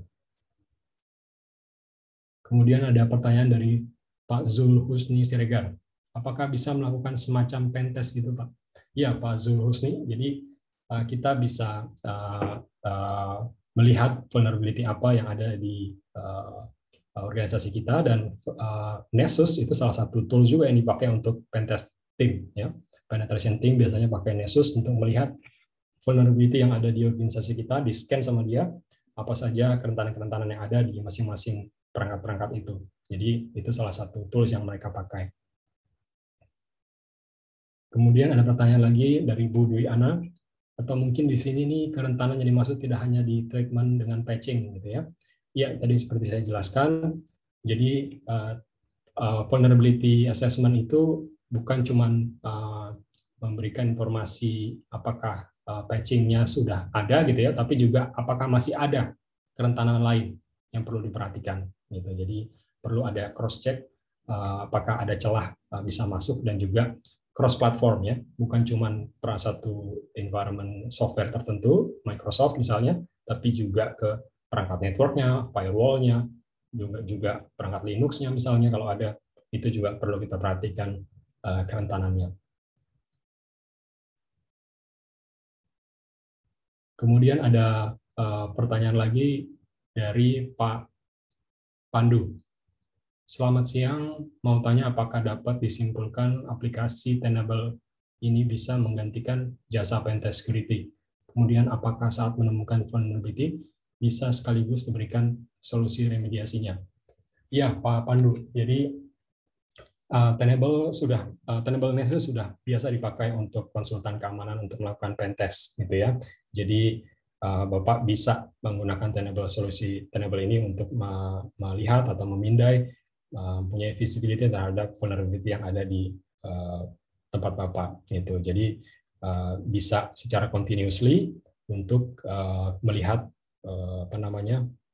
kondisi kerentanan yang ada, gitu. Kalau tim pentester mungkin Bapak bisa undang itu 1 semester sekali atau mungkin 1 kuartal sekali. Tapi kalau vulnerability management yang Tenable ini untuk Bapak bisa memanage secara continuous, punya visibility, memang ada risiko-risiko apa yang perlu diperhatikan. Gitu.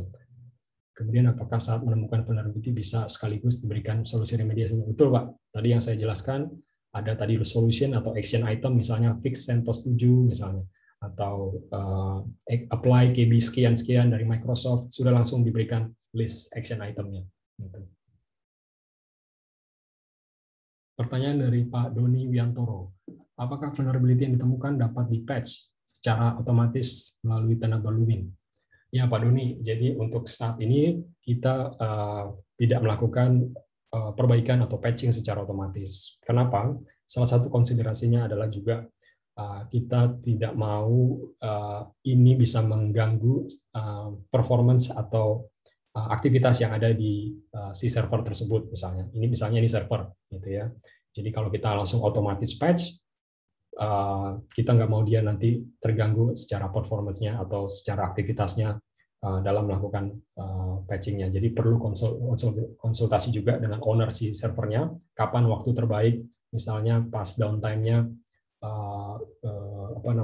malam hari gitu ya, untuk kita perbaikan gitu. Jadi tapi kita bisa integrasi dengan solusi-solusi patching yang ada, misalnya BigFix gitu ya, BigFix. Jadi kita bisa integrasi dengan solusi patch management cross platform BigFix. Jadi kita bisa integrasi, dan kalau kita mau melakukan patching bisa secara otomatis dengan si BigFix dengan integrasi itu. Gitu. Kemudian ada pertanyaan lagi dari Pak Hermawan Budi.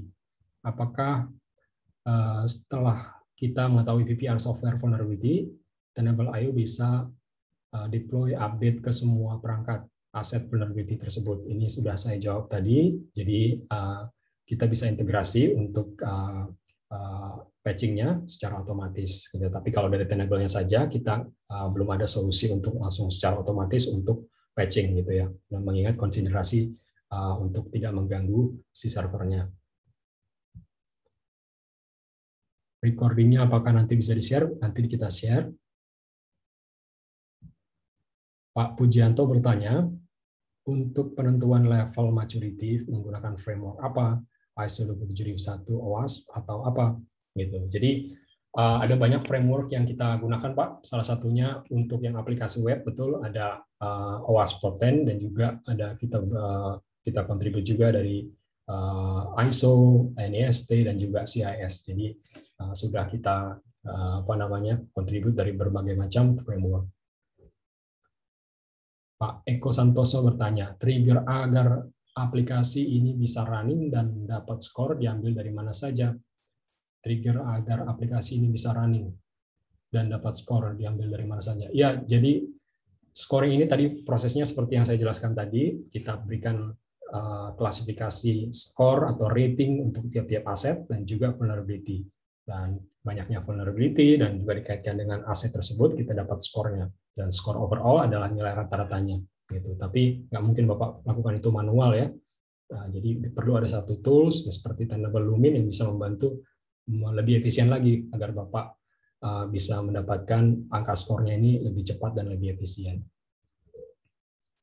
Kemudian ada pertanyaan lagi dari Pak Hermawan Budi, apakah Tenable.io bisa melakukan silent install update software vulnerability ke semua aset vulnerabilities, ya, sehingga user tidak terganggu ketika IT melakukan update? Ya, Pak Hermawan Budi, jadi untuk dari Tenable-nya langsung belum ada solusi untuk itu. Jadi perlu integrasi dengan solusi patching management seperti BigFix untuk kita bisa melakukan otomatis update-nya. Kemudian pertanyaan dari Pak Alif Yukas. Dari mana Lumin mendapatkan data CES yang dijadikan pembanding untuk melakukan skor perusahaan kita? Mengetahui perusahaan skor kita, apakah Lumin menggunakan database CES dari eksternal atau menggunakan data milik sendiri yang dikumpulkan dari pengguna Lumin yang lain? Ya, jadi informasi CES-nya itu kita ambil dari semua pengguna Lumin, semua pengguna Tenable, Pak Alif. Gitu. Jadi kita kumpulkan, tapi kita anonymize datanya. Sudah kita hapus data informasi nama perusahaannya. Hanya kita ambil data industrinya dia di bidang apa. Misalnya oil and gas, dia berarti oil and gas. Atau financial services, berarti dia financial services. Jadi kemudian kita ambil rata-ratanya. Gitu. Kemudian ada pertanyaan dari Prayatna, untuk mendapatkan CES, apakah harus dilakukan scan terlebih dahulu, sedangkan VA kita lakukan quarterly? Apakah harus dilakukan scan terlebih dahulu? Ya, betul Pak Prayatna. Jadi kita perlu melakukan scanning dulu. Ya, nanti barulah nanti bisa dikalkulasi dan akan mendapatkan cyber exposure score-nya. Gitu. Dan rekomendasi untuk melakukan scan-nya itu setiap seminggu sekali. Gitu. Kalau bisa lebih sering lagi. Kemudian pertanyaan lagi dari Pak Hermawan Budi, biasanya pada perangkat Windows atau ada prerequisite update atau service pack sebelumnya apa aset bisa diupdate, apakah Tenable AI bisa memprediksi hal ini? Iya Pak Hermawan Budi, jadi kita bisa custom juga nanti informasinya apakah ini yang tampilkan hanya vulnerability yang sudah di cover oleh satu service pack atau tampilkan vulnerability yang memang semuanya saja. Gitu. Jadi yang biasanya kan setiap service pack itu mengcover beberapa vulnerability. Gitu. Jadi bisa kita custom penampilan datanya. Kemudian ada pertanyaan dari Pak Jaga Sobar. Izin bertanya apakah semua device yang kita scan akan masuk ke dalam aset. Lalu bagaimana cara kita ingin memisahkan aset menjadi kategori? Apakah bisa melihat assessment maturity dari kategori tersebut? Ya, contoh untuk device development dan production. Terima kasih. Ya Pak Jaga Sobar. Jadi kita sewaktu melakukan scan semua akan masuk ke dalam aset, aset yang kita manage gitu. Dan kita bisa lihat itu satu persatu. Dan kita bisa klasifikasikan, misalnya ini aset penting, nggak penting, namanya juga kita bisa kita klasifikasi sendiri. Gitu. Bapak bisa custom namanya sendiri. Gitu. Jadi akan bisa diklasifikasikan seperti itu. Dan juga kita bisa lihat assessment maturity-nya berdasarkan si nama-nama aset tadi, tagging. Jadi kita sebutnya itu tagging, Pak Jaga Sobar. Jadi kita bisa mengklasifikasikan dengan tagging dan kita bisa melihat maturity assessment-nya seperti apa di masing-masing tagging. Pertanyaan dari Pak Tirta Kusuma. Pada saat melakukan scan, apakah akan mempengaruhi performance dari masing-masing aset? Ya. Jadi sewaktu melakukan scan tentunya kita akan melakukan pertanyaan-pertanyaan ke dalam sebuah aset gitu ya, berapa CPU yang running atau apa saja software yang di situ, kemudian apa saja yang diinstal di situ. Jadi itu tentunya akan perlu resource, tapi resource-nya tentu nggak besar yang jadi yang dipakai. Jadi tidak cukup besar sehingga tidak mempengaruhi performance dari si aset tersebut. Gitu. Pertanyaan dari Pak Daniel Rana Wijaya. Bertanya apakah cyber rescue ini bisa kita cek di Tenable SC dan apakah ada perbedaan besar dari Tenable SC dengan Tenable IO? Ya, untuk Tenable SC, Lumin-nya nanti tetap akan ada di Tenable IO, Pak. Jadi untuk melihat cyber exposure score-nya, nanti kalau Bapak sudah punya Tenable SC yang on-prem, data hasil vulnerability itu akan dikirim ke Tenable Lumin untuk melihat seperti apa skornya di Tenable Lumin. Gitu. Jadi perlu ada integrasi dengan Tenable IO Lumin-nya nanti. Gitu. Jadi perbedaan besar sebenarnya tidak ada perbedaan besar, jadi hanya beberapa tampilannya saja, secara layout dan segala beberapa dashboard yang berbeda. Gitu. Untuk dashboard dan report memang lebih lengkap di Tenable SC. Di Tenable IO ada beberapa dashboard dan report, tapi memang lebih lengkap di Tenable SC. Gitu. Ada pertanyaan dari Pak Agustinus Tan. Saya lihat ini adalah cloud service. Dari mana data hasil didapat? Jadi langsung dari internet, karena ada resistensi ke internal network harus dibuka untuk melakukan scan. Oh, oke, Pak Agustinus Tan. Jadi scanningnya itu tetap on-prem, Pak. Jadi scanner servernya itu diinstal on-prem, gitu. Jadi data dari hasil scan-nya itu yang dikirim ke cloud, gitu. Jadi bukan scanningnya dari luar. Gitu. Jadi tidak perlu ada yang dibuka di firewall-nya. Pak Alif bertanya lagi, apakah ada standar kapan suatu perusahaan harus sudah menggunakan tools semacam Lumin ini? Gitu ya. Jadi tidak ada standar, gitu ya. Malah kita rekomendasikan secepatnya supaya Bapak bisa presentasi ke top manajemen lebih mudah dan Bapak juga bisa melihat performance atau kinerja vulnerability manajemennya seperti apa. Gitu. Kemudian pertanyaan yang kedua, cakupan hardware dan software yang dapat diakses oleh Lumin bisa dijelaskan lebih jauh? Ya, jadi kita bisa melakukan assessment ke perangkat server, PC, bahkan ke perangkat network ya, Cisco, Juniper, Bapak bisa scan semua itu dan berbagai macam lagi merek-merek perangkat hardware untuk network misalnya atau perangkat security-nya Palo Alto, Juniper, semua bisa Bapak akses gitu. Jadi hardware dan software yang kita cakup juga cukup banyak. Gitu. Jika ada hardware atau software yang baru, apakah Lumin juga tetap bisa akses? Ya, kita akan selalu ada tim research kita, Pak, yang kerjanya melakukan assessment apalagi perangkat-perangkat baru yang ada di global saat ini, sampai termasuk ke perangkat operational technology ya, untuk pabrik, PLC, itu juga SCADA, itu juga kita assess juga. Gitu. Jadi tim riset kita lakukan assessment terus untuk mencari apalagi perangkat-perangkat yang baru dan juga apa vulnerability di masing-masing hardware dan software-nya. Pertanyaan dari Pak Aditya Dian Permadi, tertarik dengan remediation maturity, apakah parameter standar yang dipakai untuk menghitung remediation maturity, ya sehingga sebagai report ke manajemen juga kita tidak menggunakan Tenable. Ya, jadi yang seperti saya jelaskan tadi, remediation maturity itu ada dua pendekatan, yaitu frekuensi scan-nya, ya, dan juga kalau untuk remediation maturity berarti berapa tanggap. Tadi yang kalau untuk frekuensi dan dev grade-nya itu assessment maturity. Kalau remediation maturity itu seberapa tanggap kita melakukan perbaikan, gitu ya. Jadi kalau kita discover scan misalnya sekarang tanggal 5 Mei, seberapa lama kemudian si vulnerability itu diperbaiki? Baru setelah diperbaiki. Jadi kalau mau dihitung manual, gitu ya, seberapa lama vulnerability itu diperbaiki untuk yang kritikal misalnya. Jadi kita bisa ambil nilai rata-ratanya berapa. Untuk yang high kemudian berapa. Gitu. Jadi bisa kita hitung secara manual juga kalau manual. Cuman kalau kita lakukan manual akan ribet ya dan sulit sekali kalau kita mau itu secara up to date. Gitu. Perlu ada satu tools yang bisa membantu Bapak bisa mengetahui secara otomatis lebih efisien. Pak Deidri ada bertanya, untuk compare benchmark dengan perusahaan lain industri sejenis atau berbeda ini, apakah hanya berasal dari mana? Apakah hanya berdasarkan perusahaan-perusahaan yang menggunakan tools serupa saja? Ya, informasinya dari semua customer kita yang menggunakan Tenable, Pak Deidri. Gitu. Jadi, tapi nama perusahaannya sudah kita hapus, kita anonymize, hanya tinggal informasi jenis perusahaannya, industrinya. Gitu. Jadi datanya dari situ.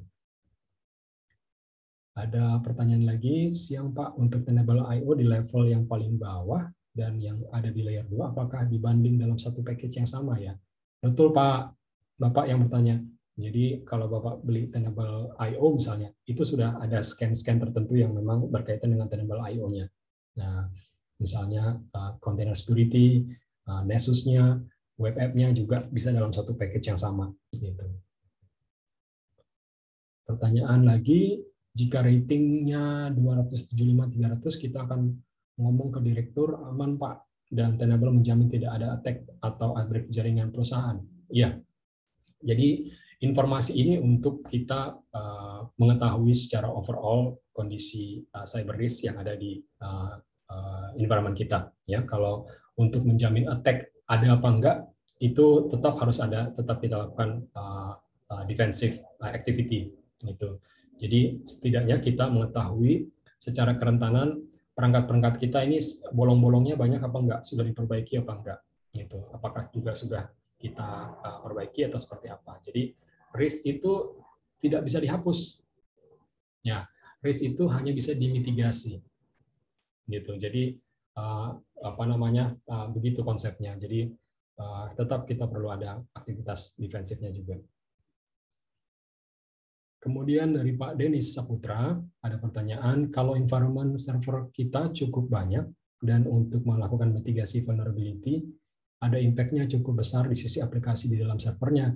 Ya, jadi untuk resource yang dipakai cukup kecil, Pak. Dan kalau masih worry gitu ya, kita bisa assess atau lakukan scan itu di jam-jam dia tidak sibuk. Misalnya di jam off office hour, jam tengah malam misalnya, atau yang kira-kira dia tidak sibuk gitu, jadi tidak mengganggu. Adakah alternatif yang dapat dilakukan untuk enable virtual patching? Ya, saat ini belum ada untuk melakukan patching secara otomatis, tapi kita bisa integrasi dengan vendor patching management seperti BigFix misalnya yang dapat digunakan. Terima kasih Dennis. Ya. Kemudian Prayatna bertanya lagi, saat ini kita sedang menggunakan Tenable.io untuk menjadi atau menambahkan fitur Tenable Lumin, seperti apa cost-nya? Ya, jadi sizing-nya Lumin ini nanti berdasarkan jumlah aset yang Bapak punya di Tenable.io sekarang. Gitu. Nanti kalau Bapak Prayatna tertarik, nanti kita informasikan cost-nya, jumlah cost-nya itu seperti apa. Kemudian Pak Edi Wibowo, untuk Tenable Lumin, untuk Tenable Manage atau Measure Cyber ini apakah on premise atau juga on cloud? Ya, untuk manajemen vulnerability-nya itu bisa on premise dan bisa cloud, Pak.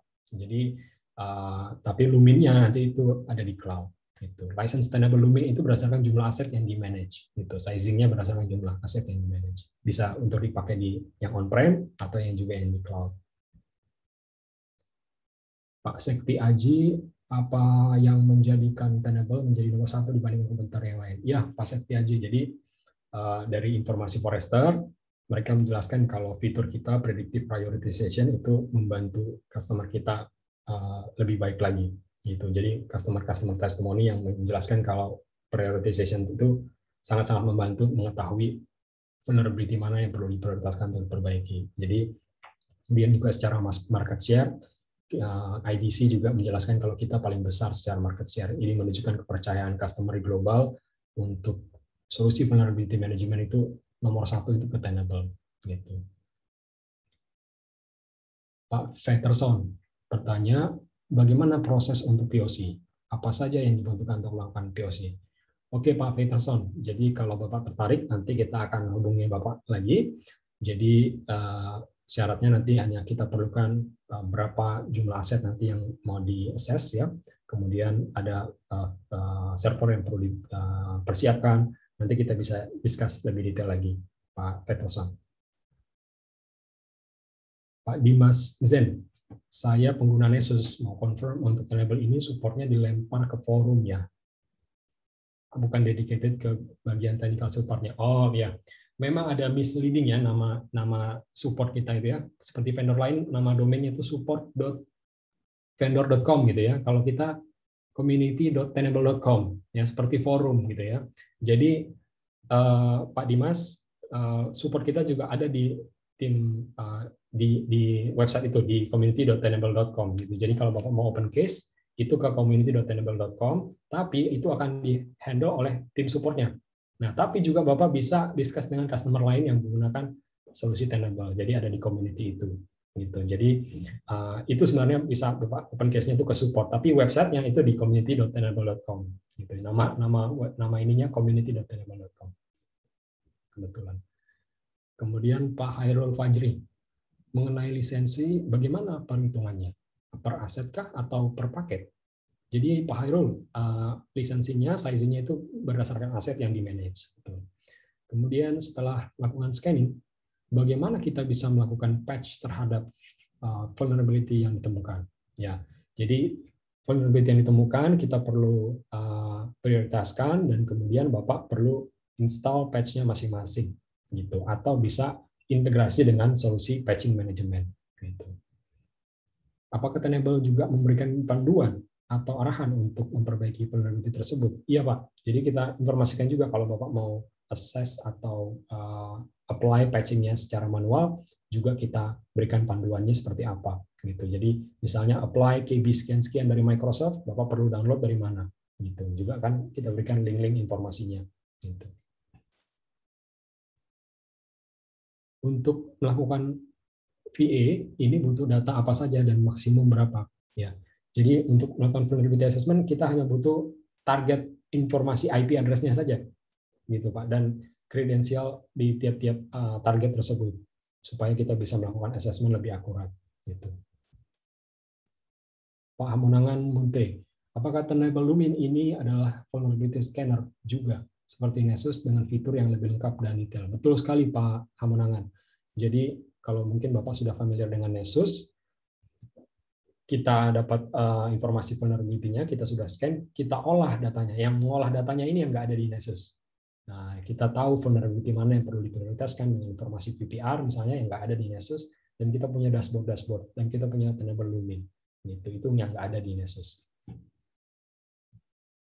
Pak Satrio bertanya, klasifikasi data tersebut yang diperoleh dan bisa kategorikan bahwa status critical dan Tenable itu berupa signature, Pak.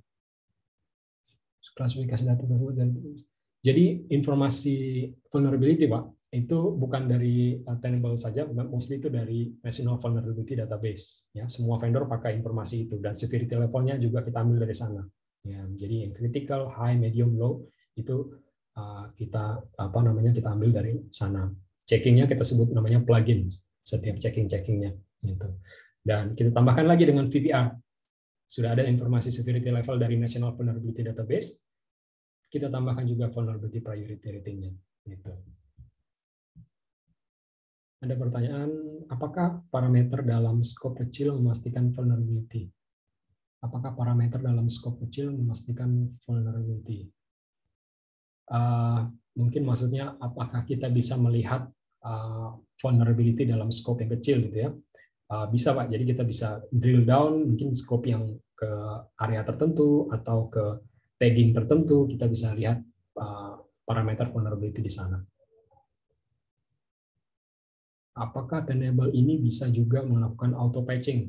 Ya, jadi kita bisa integrasi dengan vendor patching management, Pak Andika. Pak Alan Dharma Saputra, siang Pak, kalau market share di Indonesia bagaimana ya Pak? Ya, saat ini sudah cukup banyak customer yang menggunakan solusi vulnerability management di global di Indonesia saat ini. Ada beberapa di industri perbankan, ada juga yang di telekomunikasi, dan juga ada yang di enterprise juga Pak. Gitu. Jadi cukup banyak customer yang sudah menggunakan solusi vulnerability management dari Tenable di Indonesia. Ada pertanyaan dari Bu Sinta Sumartini. Jika celah hasil dari scan tidak dapat ditangani oleh pihak IT organisasi, apakah pihak Nessus Tenable memiliki engineer untuk bantu menutup celah tersebut? Ya, Pak Ibu Sinta, jadi untuk solusi dari vulnerability manajemennya kita dari Tenable hanya untuk memberikan informasi visibility terhadap vulnerability-nya, celah-celahnya apa saja, kerentanannya apa saja. Untuk perbaikannya tetap harus menggunakan tim atau owner dari aset yang ada di organisasi ibu di sana. Gitu. Jadi tetap harus dari internal, perbaikannya tetap harus dari internal tim ibu di organisasi ibu sana. Gitu. Iya, sepertinya itu yang paling terakhir. Rio, ada satu lagi pertanyaan nih dari Pak Mahdi, mungkin kelewat ya. Ya. Jadi Pak Mahdi itu tanya, selamat siang, mau tanya penyebab scan result tidak lengkap seperti yang diharapkan karena ada error info atau credential authentication di intermittent. Sudah dicoba ubah setting dengan mengganti network, tapi timeout and maximum scan per host tidak ada perubahan. Ya. Bisa bantu jawab, Rio. Ya, jadi ada banyak sekali parameter-parameter yang perlu dibuka ya untuk kita bisa melakukan scan dengan sukses gitu. Jadi perlu ada troubleshooting itu, Bapak Ibu yang bertanya tadi. Jadi kita punya juga time-level support yang mereka butuhkan. Nanti ada scan DB-nya saja diberikan ke sana, scan DB-nya nanti akan dianalisa ini mentoknya di mana. Ya. Dia nggak bisa melakukan scan dengan fully bisa dapatkan informasinya dengan full. Kenapa? Gitu. Jadi tinggal berikan saja nanti scan DB-nya, nanti akan dibantu di troubleshoot oleh tim support kita. Gitu. Ada banyak sekali soalnya parameter untuk kita bisa melakukan scanningnya dengan baik. Gitu. Rio, satu hal lagi ya, saya cuma mau menambahkan tadi ada beberapa pertanyaan mengenai auto patching. Ya. Jadi kalau Tenable itu kan solusi untuk vulnerability management atau assessment. Untuk patching itu ada solusi lain yang berbeda. Jadi apakah dari beberapa pertanyaan itu bisa melakukan auto patching, itu adalah remediasi dengan solusi lain gitu. Jadi itu dua hal yang berbeda. Mungkin itu tambahan dari saya, Rio. Ya, oke. Thank you, Pak Tommy. Jadi mungkin itu yang bisa kita share pada siang hari ini. Jadi kalau Bapak Ibu nanti ada pertanyaan lagi, silahkan kontak kita ya. Kita ada di email ini. Dan butuh POC misalnya, bisa langsung kontak kita juga. Tadi ada beberapa pertanyaan juga Bapak-Bapak yang tertarik juga untuk uji coba. Gitu. Begitu aja mungkin Pak Tommy, bisa kita tutup mungkin webinar siang hari ini. Iya, mungkin tim Harnis ada yang mau ditambahkan atau gimana? Ya kita tutup. Oh iya, saya mengingatkan untuk yang belum mengisi feedback form, mohon informasinya bantu untuk mengisikan feedback form tersebut. Karena feedback itu berguna buat kami untuk event-event selanjutnya. Gitu. Ya. Feedback formnya sudah di-share ya? Sudah oh ya, ada di chat room ya? Ya. Untuk feedback formnya. Ya, silakan Bapak Ibu yang sudah mengisi feedback formnya. Oke. Oke, mungkin itu saja yang bisa kita share ya, Pak Tommy. Ya, silakan Rio. Ya, terima kasih Bapak Ibu yang sudah join. Jadi silakan bertanya kalau ada pertanyaan lagi, ada pertanyaan tambahan, kontak kita langsung atau butuh uji coba juga bisa kontak kita langsung. Terima kasih atas waktunya, sudah menyempatkan waktunya pada siang hari ini. Stay healthy, dan yang masih berpuasa, selamat berpuasa, selamat menunaikan ibadah puasanya. Terima kasih, selamat siang. Terima kasih semuanya, selamat siang.